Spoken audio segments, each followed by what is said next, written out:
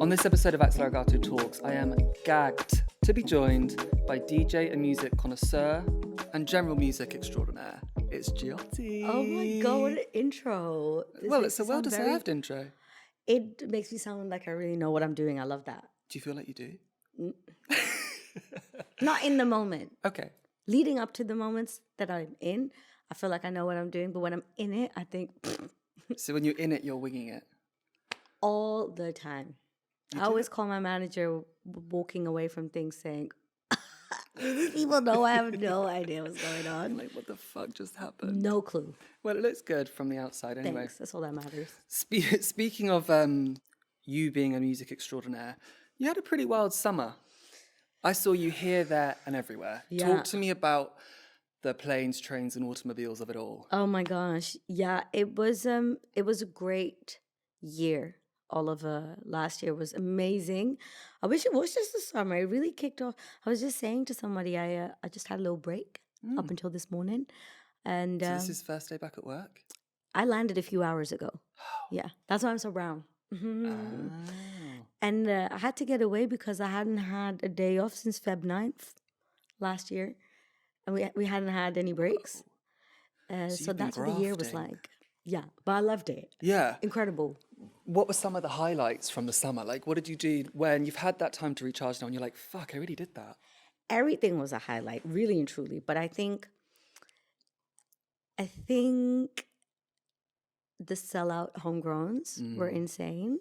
Very much, Are you a numbers queen? yeah, I like seeing hard facts Okay. combined with feelings. So the fact that I felt very loved and wanted and appreciated, but also seeing that reflected in actual numbers. So making the resident advisor website crash 3 times last year, that for me was like, okay, I don't have to keep saying, I don't know how this is happening. No, it's actually Why happening. did it crash? Because maybe it's one of the Jyoty. fastest selling artists of last year. Wowza. Yeah. It's fucking insane. That is insane. But it's when someone from a platform like that then tells you, hey, you crashed the website, then you go, oh my God, okay, we're really doing it. God. And that was great. And then I think another highlight for a lot of people that got to see it, posted the next day, I think, playing the Jacques Mus after party on a salt hill in the south of France with Kate Renata to my left and Simon Jacques Mus to my right. That was unreal. I did see that. Yeah, and I was that did absolutely numbers. drooling over my phone. I just posted it. I posted a clip just as a little throwaway, and then it went viral. And I thought, and everyone, it was so fun because everyone said, we're so happy for you. And I just thought, I'm glad because I'm very happy for you too. You're like, I'm glad because I've been doing this for quite some time. Yes. Speaking of those sort of shows, what's your relationship between fashion and music? Because for eons, they've been really fluid and they've worked well and they haven't worked so well in many different iterations. So as of today, what's your relationship like? Do you feel sometimes like there's a rhythm to it? Or do you feel like you're just there for the music? So what's your stance on that? There's the two go hand in hand in many ways. For me, I can say that I have a very healthy relationship as a music figure in the fashion industry. I'm music first. I like fashion. I enjoy it, but I don't live and breathe it. So I don't feel the need to take up space in it. So then when I do get to do it, we're very careful, very picky. We turn down most Fashion Week DJ requests because I hate a lot of those parties. They're so stiff, they're so boring. So when I do one of the parties, I know that they have a reputation for letting loose and for inviting really good local kids that you also would see the week after in that city once Fashion Week is done. And last summer, I got to curate my first runway show music for AGR Knit's Fashion Week debut, which was the first runway show to take place in fabric. Wowza. So it fit perfect with what I did. And to then see the reviews coming in Vogue and other platforms. And the music was such a key moment for people reviewing the shows. And then seeing my name tied to the music was incredible. So I think with fashion and music, it has different elements, but just like music does on its own, you have the mainstream crowd, you have the underground, you have the bits that kind of melt the two together, and fashion does exactly that. Totally. So I tend to go only in those places where, like, Jacques Mus has such a reputation for throwing the wildest parties. Yeah. So when we Some got of the the videos call I've up, seen on TikTok are insane. incredible. I got to play again in December. The runway show he just recently did, and it's like when you get a call up like that, certain brands you don't have to think about it. You go, oh, I've tried. I've been waiting for this one. I've been trying to get into those parties myself. So yes, I'll play. Yeah. So it sounds to me like you know what you like and what you want, and you're very happy. The power of no. Oh yeah. Yeah. My So favorite word. is it your favorite word? Yeah. Wow. Actually, I have a video on YouTube as part of my tips and tricks series, which I did in 2019. And episode 5 is the power of no. Ooh. And I explain how I got to where I was at that point by saying no to most gigs that came in. From the research I've done on Lil Jyoty, you've definitely got a rebellious streak. So one of the funniest things I read is that you got in real trouble with your parents because you ran up their phone bill when you were younger, calling into MTV to get them to play Rock the Boat by Aaliyah. Yeah. How much was the rough spend, just so I can get an idea of like... Hundreds. Okay. Yeah. Hundreds of euros. I think maybe it was still guilders at that point. This is before we had euros. Yeah, but hundreds. I remember, I didn't know that if you call from the landline to certain numbers that costs money. I mean, they didn't say that. No. They didn't have that in the T&Cs. No. All you wanted to hear was Rock the Boat. I just wanted to hear Aaliyah Rock the Boat. Did they at least play it? Oh, yeah. Because I would see it before school. It was during the day of the box. There was MTV in the box, and you could call in to get your favorite music video on the telly. And if you just called in on time, and you had a 20-minute window, it would air. God. Yeah. So my parents were not too happy about that. I can tell. But that rebellious spirit you had, like, you know, when you were 14, you were sneaking out to like shows to see like Erykah Badu, Jill Scott, I think was another one. Was it almost like these artists and that sort of nightlife and music was calling your name? Yeah. And it was like literally you were just following your feet out the house. Like, I got to go. I'd go anywhere, really and truly. Like, I remember buying tickets off of some random man. I don't even know what platform. It was way before eBay and stuff like that. Some second-hand resale website we had in the Netherlands called, Marktplaats, which translates into marketplace. Marktplaats.nl. And I got Red Hot Chili Peppers off of this man. I had to go to his office to pick them up. And he looked at me. Thank God you said office, because that story could have gone a totally different way. No, it was his office. Okay. It was 5 o'clock, went to the office. A very public place. Right. And when he handed me the tickets, he was like, are these for you? And I said, yes. And I remember I got 2 tickets, couldn't find anyone to go with me. And then I took the train to Eindhoven, which is in the middle of nowhere. No offense to people who are from Eindhoven. Yeah, apologies. But like if you're from Amsterdam, honestly, it's in the middle of nowhere. Took the train there on a super rainy day and stood there by myself. I think it was 15 going on 16, to watch Red Hot Chili Peppers in the rain. And my parents had no idea where I was. You went alone? Yeah. Shit. Sometimes I think about the things. I mean, I used to come to London at 16, 17. You got guardian angels looking after you. My parents didn't even know I was in London. I would say I was sleeping at a friend's house, but we would take the ferry because we weren't old enough to buy flights. So we would take the train and the ferry, come to London, go to Twice as Nice, garage party. I'd stay there till 6 in the morning, not drinking, not smoking, nothing, just completely sober. And then take the first train and ferry back. And I'd be back in the sneaker store at 1 p.m. where I worked part-time. Yeah, you worked in a sneaker store. I also read that taxi drivers would dob you into your parents. Yeah, because you'd be rolling out of a So all the taxi drivers are somehow related to my dad or friends of his. So they'd call your mum and be like, I picked her up again at 4 a.m. Oh, yeah, that's a real thing in our cultures. Anyone watching this, if you're from certain specific ethnic minority backgrounds, you know exactly how it is. The gossip, being caught in places where you shouldn't have been. Where information is currency. Yeah. That. Yeah. Oh, the power it holds. Big time. Every time my mom was just like, what? I think my mom never understood what it was about the outside that called us so much. She's like, why do you not enjoy being at home? But did she get to a point where she thought Jyoty's just going to do it anyway? Yeah. So as long as, okay. Yeah. What was working in the sneaker store like? Because you, before really pursuing your music career, you did a little sort of corporate saddy-baddy kind of thing. Oh, yeah. You did like some advertising, you did the sneaker store, and you did all sorts. I worked in Westminster. Oh, for the Labour Party? Yeah. Thank thought God, I was thank God gonna it's be- Labour, not Tory. This is that was never an option. What was it like is a inside the Tory? Labour Party? At the time, anyway. I work for my local MP from Tower Hamlets, an incredible woman called Rushanara Ali. She's left now. She took the backbench while I was there, actually. And I lived in Tower Hamlets at the time. I started off as a volunteer and kind of like worked my way into Portcullis House. And I realized very quickly that traditional party politics isn't the politics for me. I grew up always thinking I wanted to be like a prime minister. Okay. And I was going to change the world that way. And I come from a family where I was always told I could be the next prime minister. My aunties in Canada used to always say that you can be the next president if you want to. Love that. So I just always thought I could. And then you work in Portcullis House.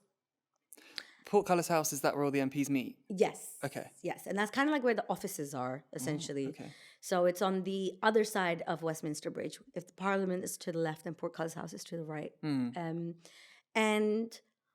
I used to come in first only on Wednesdays. Then it became Wednesdays and Fridays. And the more I would be there, I all of a sudden became very aware of my skin color and my sex. And I just thought, oh, wait, I didn't go to Eton.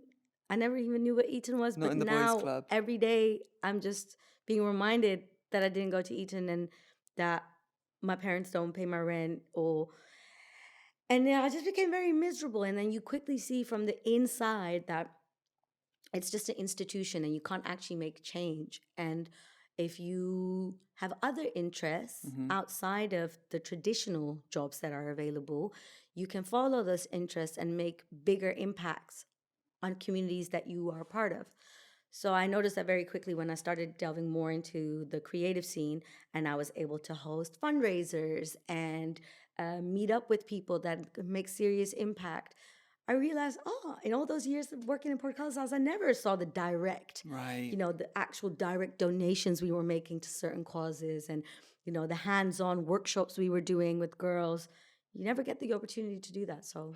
But pre-music, you were still bringing people together, it sounds like. Yes. Riling a community of Yeah, sorts. I guess so. Because what blows my mind about your step into music is that you did the Rinse FM, is it Thursday afternoon slot? I do Thursday afternoon now. I used to do Saturday mornings. But you've done it for 7 years, is that right? Next week is my 7-year anniversary.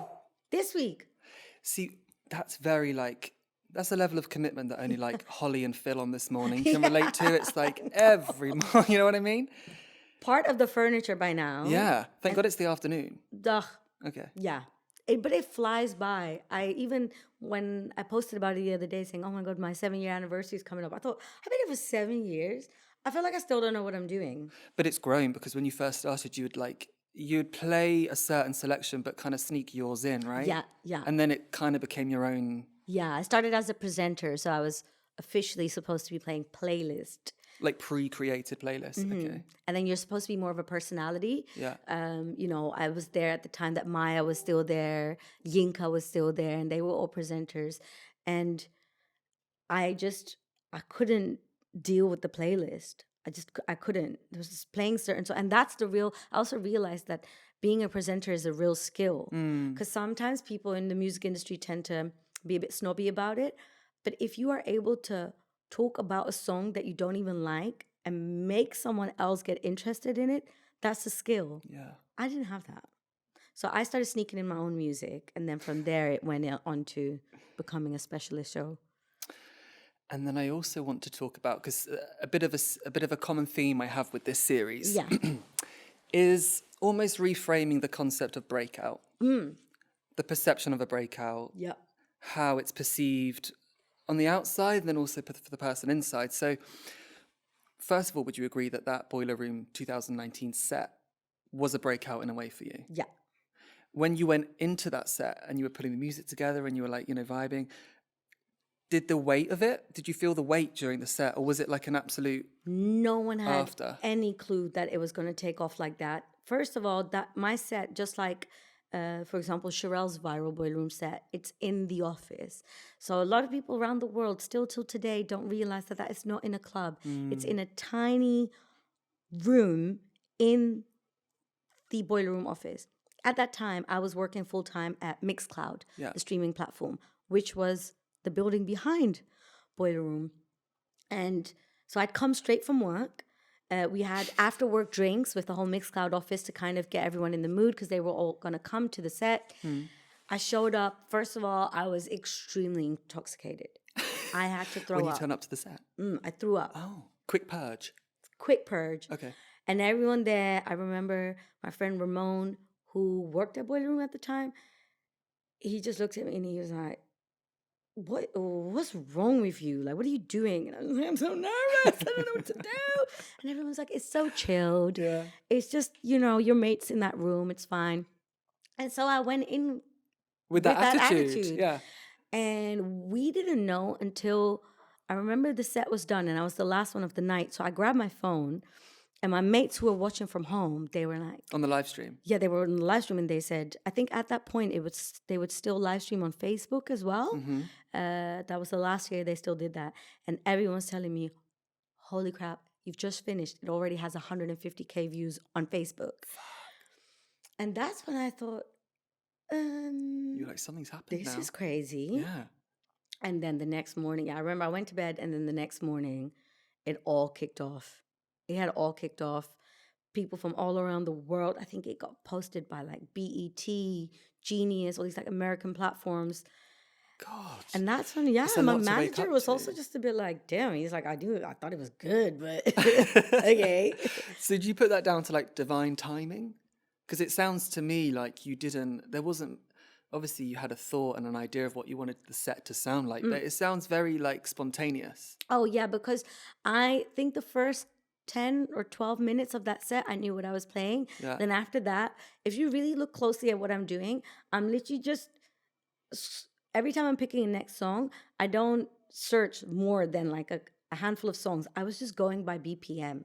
Like I just had a folder of songs and I knew what the first few songs were going to be. Yeah. Then after that, you just see me just very quickly trying to find something in the same range and going...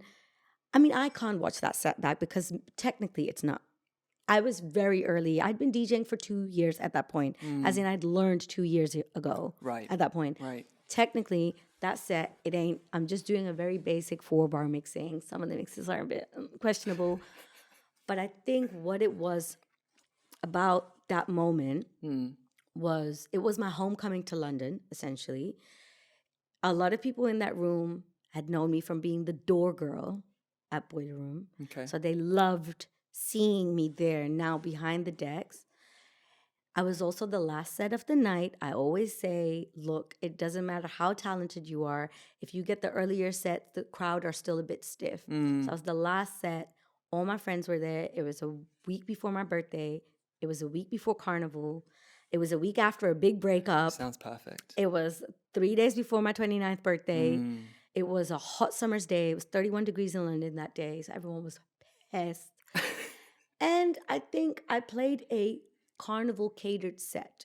A lot of people still only know me from that set. And I always give them a tiny little disclaimer. I'm like, if you come to my DJ sets, that's not... 100%. Like, I go to 160, 170 BPM. I play like hard...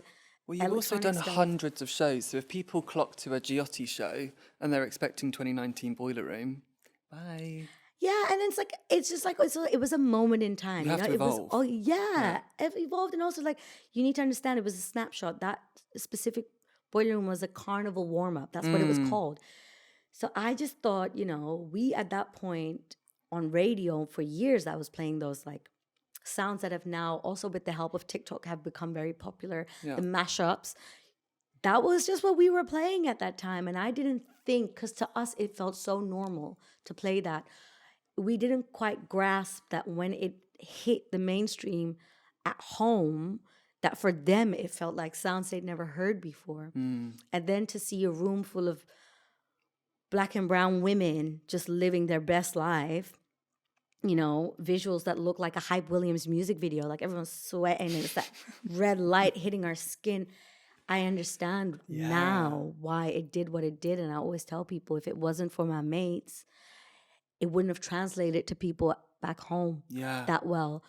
Which I also almost say to make up and coming DJs feel a little bit more comfortable. I always say, don't think that set is just all me. I played 50% of the role. The other 50% is how the crowd, my mates reacted. Yeah. And that's why I wanted them there, because that's really what we're all like when we go clubbing. Yeah. But that's the beauty of it. Because say you have a regular recurring night, like an Adonis or a Pussy Palace or something. Music is obviously important, but it kind of comes secondary. And the beauty of it is the fact that it's the crowd that make the night. So when you ask someone, what's a typical Pussy Palace night? You can't really answer it because it's who's in the room that defines it. Yes. Yeah. It's the energy of the people.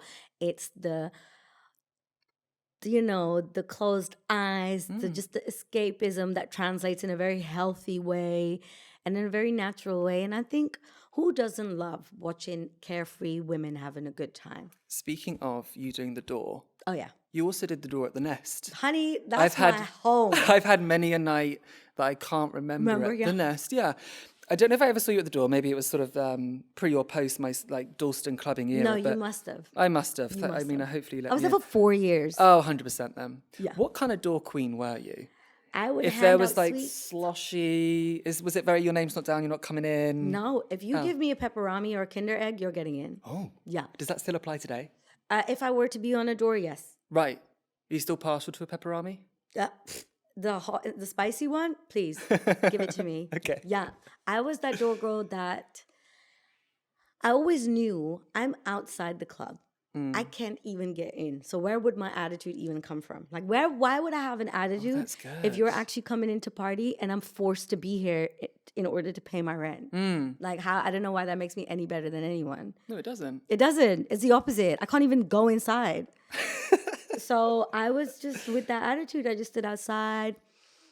If you brought me treats, I'd let you in. When there was really long queues, I'd go and have a chat with people. Make sure they're okay. Make sure they're okay. Make sure no one gets in an aggy mood because of the way or because of the rain. And then during those days, you know, I was a party girl myself. So if I accidentally saw you drop something out of your pocket that wasn't supposed to go in, I'd keep it for you. I didn't give it back. You'd find me. Finders keepers. Yes. Finders keepers. But if I happened to run into you inside the club after, quick little something. You know, it was a great time. So I feel like that's also where all my relationships now in London in the music industry come from. Okay. All the agents, all the big managers, the big artists, or the artists that were small at the time that have now become big. They just remember me as a door girl. You met them out in the field, basically? All of them. Wow. And they're now the big players in the game. But I met everyone at their first internship at Coda or whatever it was at that time, or when they were first writing at Mixmag, when they first started somewhere, and you just became genuine mates because I was just a door girl. I didn't need any favors from anyone. And you had that mutual love for the music. Yeah. And now to see everyone just being in senior roles or co-founders of things and them booking you now, and they've met you 10 years ago, so they kind of get the vibe you bring and what you would be like behind the scenes to work with. It all worked out to my advantage. Sounds like it. Speaking of like that power of community and bringing people together, a recent project you've been working on is Homegrown. Yes. Which you've called your ideal party. Yes. You've said it's not. You said it's not the new anything. It's not trying to be something else. It's just it's another party. Yeah. But it's your ideal. Yeah. Talk me through that. What goes down at Homegrown? Homegrown is just so. First of all, it's a baby because the first edition was in February, and we've done only 4 in London. We've done 2 in Barcelona and 2 in Amsterdam. Okay, so she's got 3 a passport. cities. 3 cities. They were the homes. Last year, we didn't think it would grow to what it is already. Like 1 year in, so notorious already, and we never wanted it to become so big either because my ideal party isn't big. But when you get offered to do Coco and you've been to so many concerts at Coco, You take it. for me, it was, okay, I just want to prove a point to everyone that I can do Coco. We sold it out in 4 minutes What? without a lineup because we never announced lineups for Homegrown. That's So it's also a thing. surprise. Yeah, because I just want you to come knowing that it's going to be good. Right. And that's why I don't announce lineups. The lineup gets announced 24 hours before the event.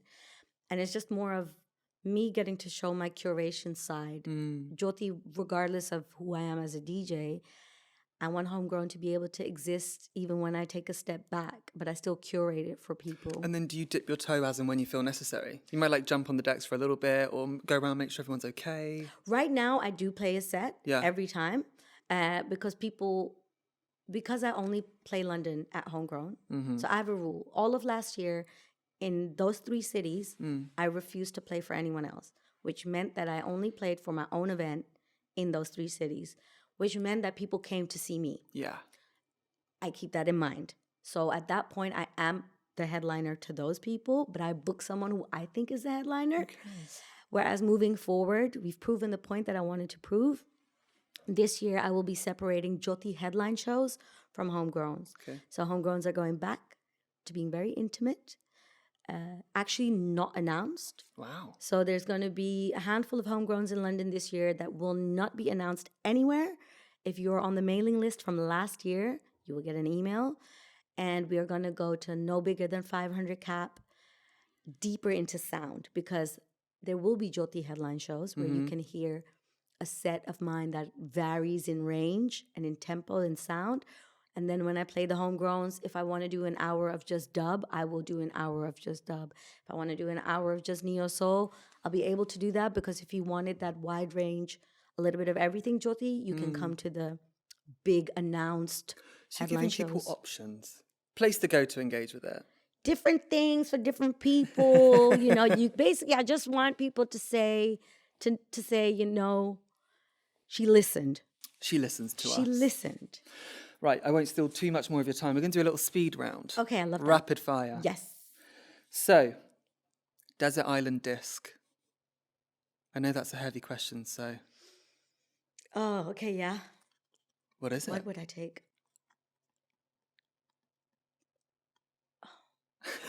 Maybe Voodoo? D'Angelo? Oh, I like D'Angelo.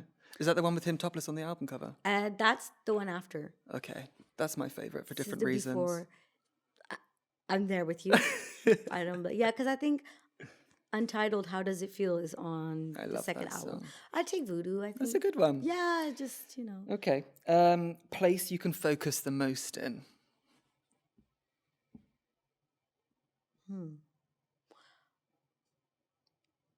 At any desk. A desk. Any desk. Yeah. I can't Great. work around distractions. I can't work with music on. So you need peace and quiet. I need an environment that screams work. So I do very well in office environments. I do very well sitting up straight at a desk on a computer. I can bang out 12 hours in a row. I rate Spreadsheets, that. Okay. PowerPoints. So you're still a bit of a corporate baddie deep down. Oh, every day. I do 8 to 9 hour desk work every day. Wowza. Every day. I have to. I have KPIs. For yourself? I have KPIs for myself. Wow. I'm a Virgo. I'll be corporate till the day I die. No shame in it. Whenever I hear Virgo, I just think of Beyonce. Okay, last one. Person from history you'd most like to take to lunch. Sit down for a good DMC, 2-hour. Amy Winehouse? Amy Winehouse. That's a great I one. think we'd get on. I think you would get on as well. Bit unhinged. Both of us? I think so. Thank you so much for coming on Axel Arigato Talks, Jyoty. Thank you. It's been a pleasure. For having me. Of course. Thank you.